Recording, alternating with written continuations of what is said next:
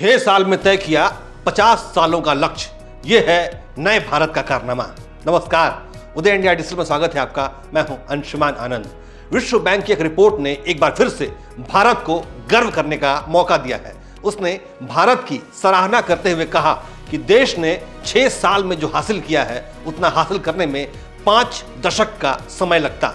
भारत ने कुछ बेहतरीन डिजिटल सार्वजनिक वस्तुओं का बुनियादी ढांचा विकसित किया है जो दुनिया भर के लोगों के जीवन में बड़ा बदलाव ला सकता है। इसमें यूपीआई, जनधन, आधार, ओएनडीसी और कोविन जैसे उदाहरण शामिल हैं।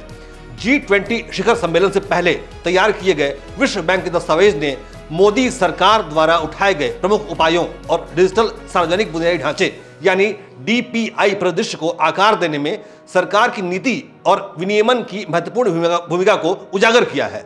विश्व बैंक ने कहा कि JAM यानी जनधन, आधार, मोबाइल की त्रिमूर्ति के जरिए सभी के लिए बैंक खाते, आधार और मोबाइल कनेक्टिविटी का एक संयोजन तैयार हुआ, जिसने वित्तीय समावेशन दर को 2008 में 25% से पिछले 6 वर्षों में 80% व्यस्त जनसंख्या तक पहुंचा दिया है, जो कि डीपीआई के कारण 47 वर्षों तक कम हो गया है।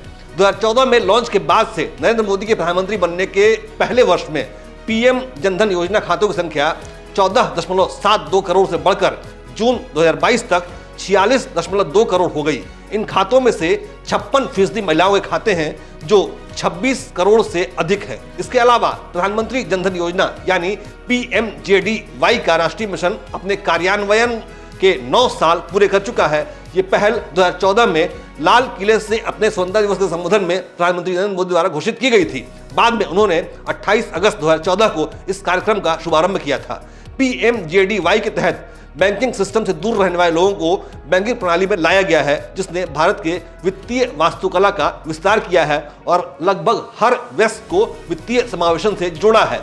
विश्व बैंक ने अपने दस्तावेज में यह भी इंगित किया है कि भारत ने लाभार्थियों को सीधे हस्तांतरण के लिए प्रौद्योगिकी का लाभ उठाया। इसके अलावा खुदरा भुगतान के लिए यूपीआई का उपयोग किया है।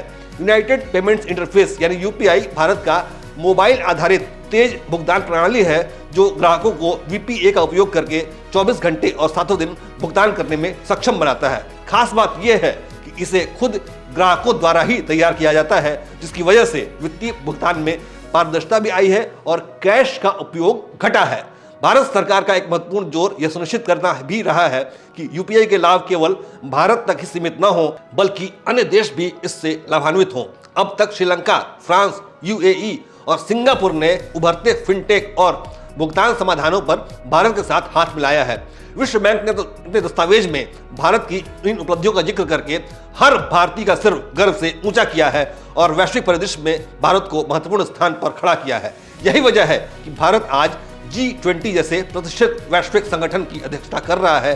भारत की तेज विकास गति को देखकर ये महसूस होता है कि ये सब उपलब्धियां महज एक शुरुआत है। यदि भारत में ऐसे ही स्थिर सरकार बनी रहती है तो इस तरह की कई और उपलब्धियां भारत के कदम चूमेंगी। जय हिंद, जय भारत।